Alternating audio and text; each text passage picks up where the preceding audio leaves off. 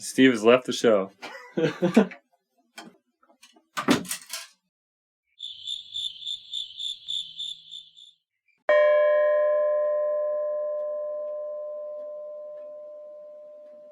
Ordinary. Stillness. So what's your edge? Oh man, that's a tough one. Sorry. I don't know what my edge is. I'm sure I've came up against one or two edges in my time, but nothing that really. I don't know. What about like being late for something that's important? Do you stress out when that happens? I hate being late, so that was a good call. Yeah, no, I really do. I dislike being late. And if it's not your fault and someone else... Especially if it's... I mean, A, it's never my fault. Being late, that is. But it does. That definitely gets under my skin, yeah. What about... Here's a weird one. I don't do well with lack of sleep. Unless I'm so sleep deprived and I'm delusional, then it's a little fun. But there's a middle ground where you're just like, fuck, and then you have to deal with the whole day. Yeah. And as a dad, I would imagine that you've gone through that a lot. I have not as of late. So in the early days of my son being born, and prior to school, those ages there, infant years, I was working late nights, at a bar. So there was some days in the first, say, 3 years of his life, that I was certainly sleep deprived. And how do you deal with that? I don't remember now, but I think I don't know. I guess I just got goofy, like you said. I think because it was it wasn't like I'm guessing I woke up a little grumpy sometimes after 3 hours of sleep, and being like, then that's where coffee comes in again. Coffee was your friend back then. But I don't know. I mean, it's just, it's something you have to do. So you just deal with it, I guess, I don't know. I can't relate it to, because it's different than just being sleep deprived. It's because I had to get up because I had a responsibility, and that responsibility was my son. So, it's a little bit different than, because I was up playing video games all night and, I got 3 hours of sleep. Now I have to get up and go to work. Like, that's my fault, I'm just saying that, but. That's cool. That's a really cool way of looking at it. Yeah. Your heart's in it. Yeah. I mean, it was definitely tired. There was, probably pretty darn tired for about 3 years of my life, I'm guessing. But, maybe that's why I sleep so well now. I'm just like, making up for lost time. Well, I mean, I've heard that parenting is the most difficult yet most rewarding thing you can do. So it's kind of it's hard work, but you're willing to do it. Well, I've always, whenever, you talk about hard work or a job or anything like that, I always quote Will Smith. Yeah? Will Smith always said, the hardest job you're ever going to have is marriage. Oh. And he's right, because it is a job.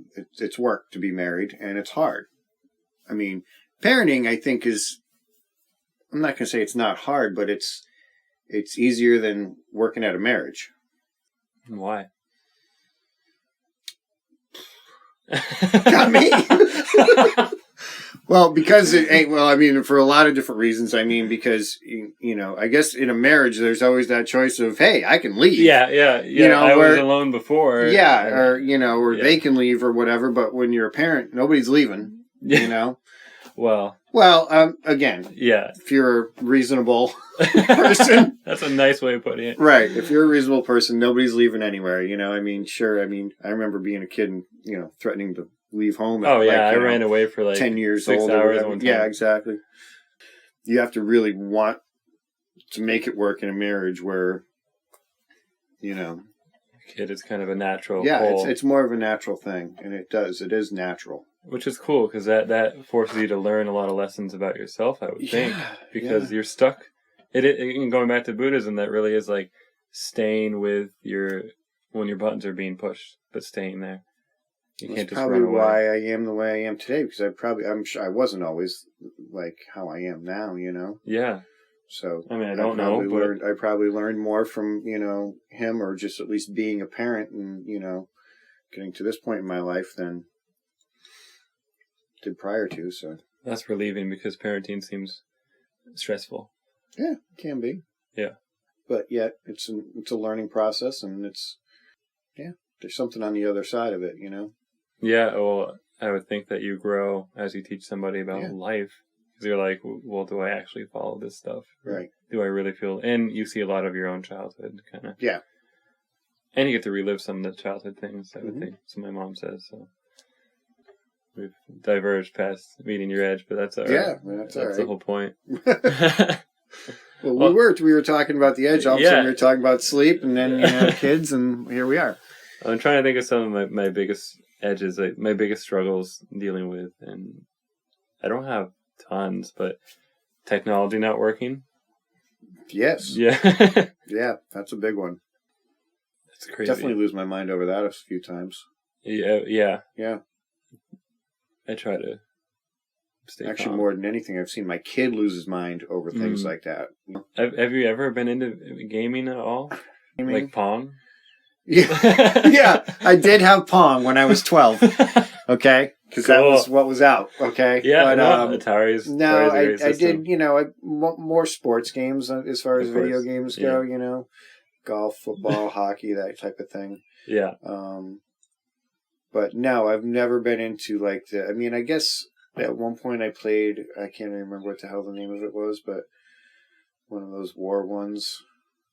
I don't know. But yeah, apparently I didn't make much of an influence on me. So.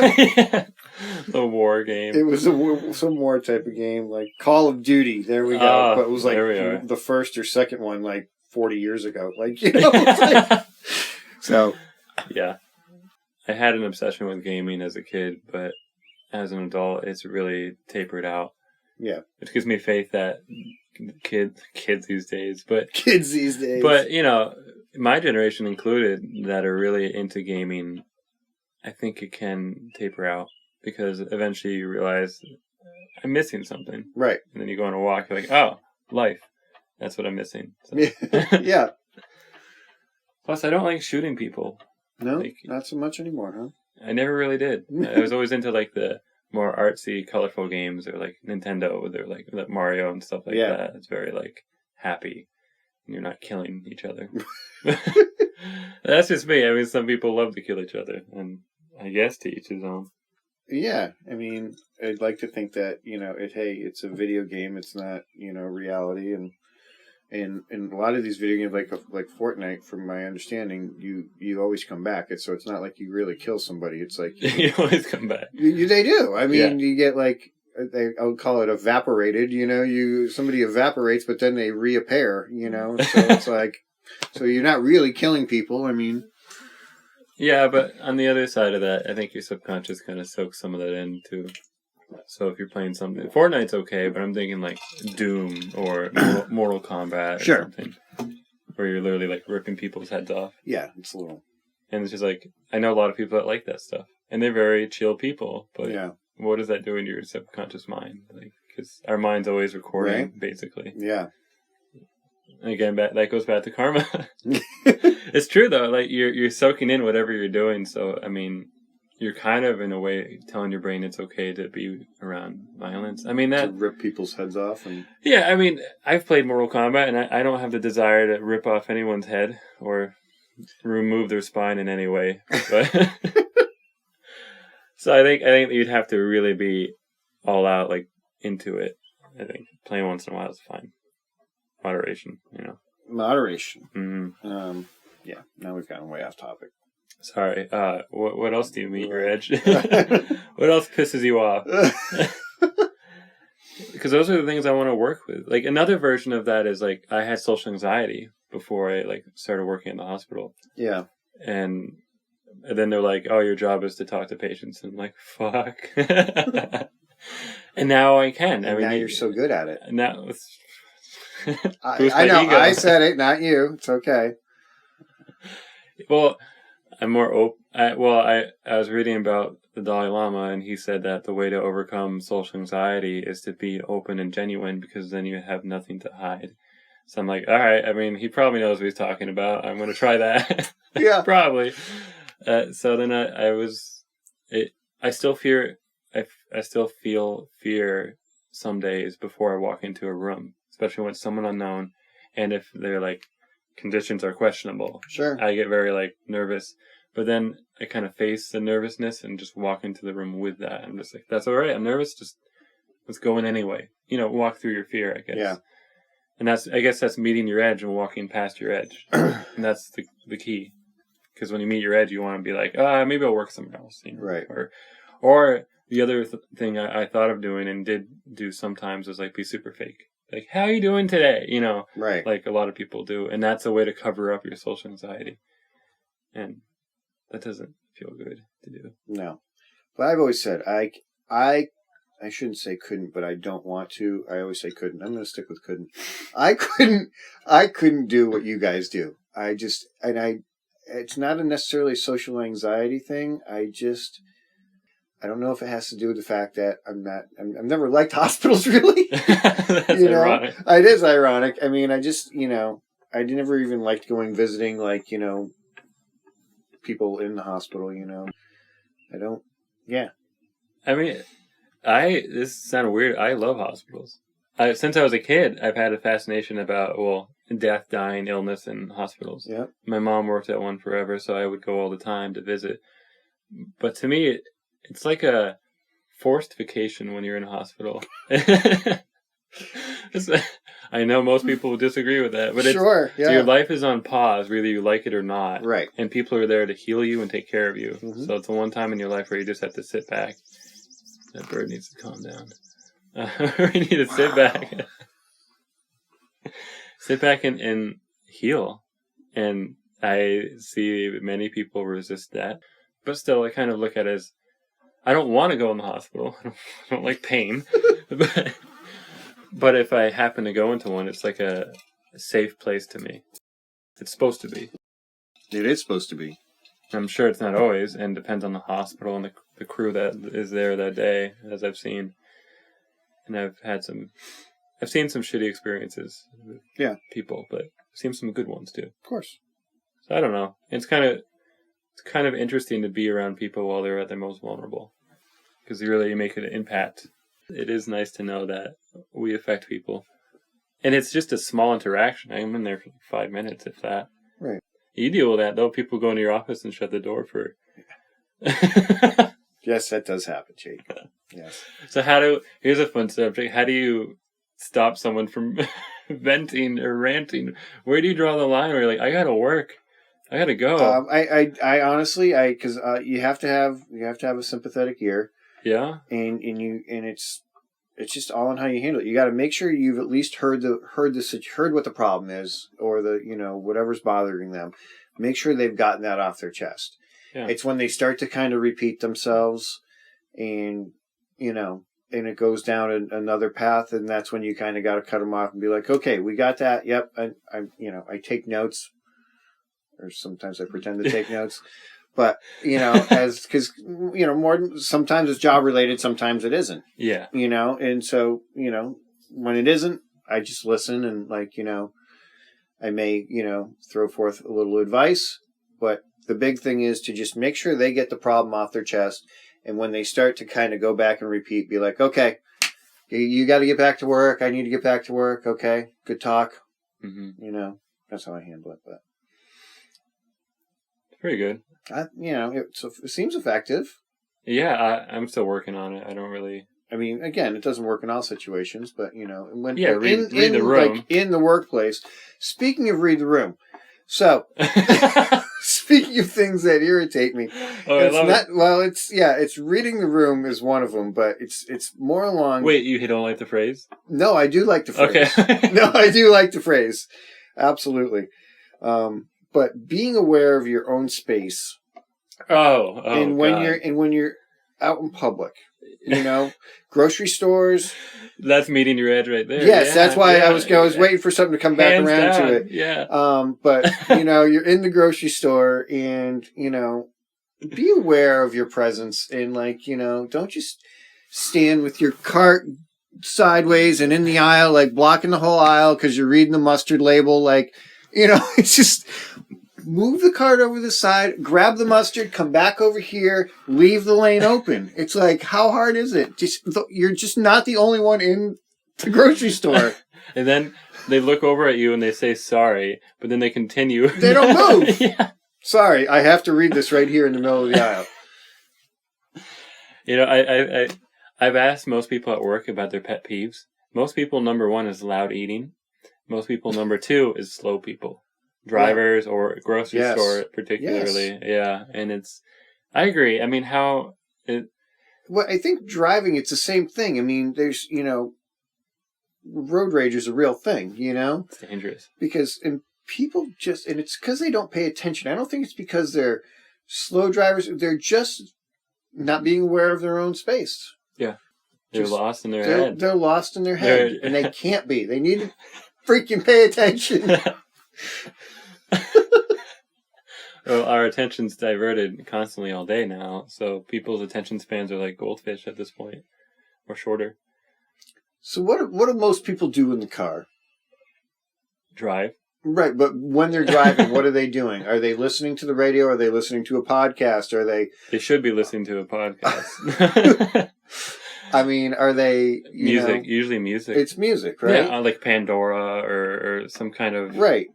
Audio. So channel. I listen to music. I usually just have the radio on. I mean, I have a 1 mile drive to work, so it's not like Isn't that funny that but yet you have to set it on so you play a song for that 1 mile? Well, sometimes actually in the mornings it's a talk show. Okay. And if it's a commercial, it automatically gets changed to something else. So your attention span. But I'm just like for that 5 minutes I want to hear something, and I'd like the talk show because it's usually about something topical or sports related or whatever, and it gives me something to go in and talk to John about usually in the morning. But but it's just people who just be aware of your own space. That's definitely my edge. Yeah, it's I just equate that with read the room. It's the same type of thing. This is kind of related, where how we judge ourselves is how we judge the world. So our metric system is so for me, awareness. I really want to be aware and present, and that's my most important thing to me as of recently. Right. So then I judge other people because they're not aware, which isn't fair to them because most people are pretty damn unconscious and we have to be okay with it. But when it's dangerous, it's like the car crashes and shit happen because people are... But I am learning that it's hard to be aware all the time. Well, it's impossible to be aware all the time, but it's difficult to bring presence to something you're so habitual with. But when you're speaking of be aware, are you being are you speaking of personal awareness, or are you just being aware of everything around you? It's a little bit of both. A little bit of both. It's like a laser sight of being aware of what you're doing and kind of a broader view of panorama kind of. Yep. It's you're aware of the road, but you're also aware of stuff in your peripheral vision and noises. Yes. And, well, maybe not noises if you listen to music, but yeah. So it's peripheral vision, exactly. So awareness has. That's what's key about those people in the grocery store. They have none of that. The blinders are on. Their blinders are on. I hate to go back on that when someone says I'm sorry and then continues to do the thing that they apologize about, or they do it again 5 minutes later. Right. You're not fucking sorry. It's not. I'm sorry is not an excuse to continue to do the action. No. And some people think it is. But I think they also. Some people they could be genuinely sorry and just not even realize they're doing the same thing or continuing to do it. Turn that back on me. That's a good point. No, you're right. Back to what I just said. That's people's lack of awareness is what that is. Yeah. It's just them being See, that's me judging people for being unaware. For not being as aware as you are. I'm not, and that's the thing is I'm not super aware. I'm finding that it's challenging to be, to be truly present is a whole different thing, but to be a little aware is easy.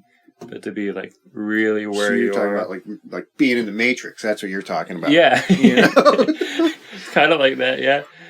To be aware to the point where you're aware of the thoughts going through your head, and at the same time you're aware of like your feet walking on a path and the feeling of the dirt and the feeling of the sun and the birds. Yeah, it's a lot. Yeah, but awareness is infinite. I mean, we can hold it all in. It's like a container that we just have to train ourselves to hang out more in awareness. We're basically addicted to our minds, so we kind of like, oh, hey, there's a show on in our head. I'd rather watch that. HBO's free trial is going on right now in my brain, so when I hang out with it, it's crazy. It's like, what's weird is when I used to draw, I always drew a person with a TV on their head. I don't know why. It's like the idea. And then they're in like a business suit or something normal. And that translates really well to meditating and being human. It's probably why you did it. It's like there's a TV show. I don't know. I think I just like TVs for no reason. But there really is a whole television show going on in her. It's a light show. My teacher compares it to a drug dealer, where when you're meditating, thoughts come in and they're like, hey, pay attention to this. Like, I think if you are able to not indulge in that thought train, another one comes in like, hey, this drug's better. Oh, I didn't get you by fantasizing, but how about worrying? And they'll get you every time. It's definitely get you with worrying. Or planning ahead. That's a big one I do. Mm-hmm. Well, I think everyone. I mean, that's the basic notion is that being too much in the future, you get anxious. Being too much in the past, you get depressed. So. You don't know what's going to happen in the future. Yeah, in the past is dead anyway. So. Right. It's okay to remember things, but some people... But we got to move on. Yeah. See, this is a lesson I'm trying to teach my son right now. And it's through golf, really. It's golf related. We're playing golf, and he had a rough day the other day when we were out, and he was like, why did that happen? I said, I don't know. I don't know why that happened, but we're not going to worry about why that happened. We're just going to see what's going to happen. Yeah. Because we can't control what happened. It's already happened. I mean, if you want to figure it out, we'll go to the driving range and we can work on it there. But as we're playing and we can't go back, I'm not going to break it down. But it's just more like, we can't worry about the past because the past is the past. We can only worry about what is now. Mm-hmm. Well, don't worry about what is now, but be here for it. Right. You can't stress about the past, but you can stress about the present moment. What's going to come. Right. Yeah. Ending note on meeting your edge. Yes.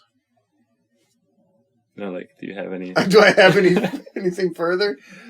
Again, I think you summed it up with, I think it's just being aware and realize that people aren't as aware. In the grocery store. They need to take their fucking blinders off. That's not the conclusion I'm hoping to reach. I mean, I'm trying to have more patience for those people. The conclusion I want to reach is everyone has a different edge that they meet. And some people's edges are being unaware in a grocery store. I felt like you were looking for something profound from me, so that's what I gave you. That's pretty good. That's even better. All right. We'll end on that.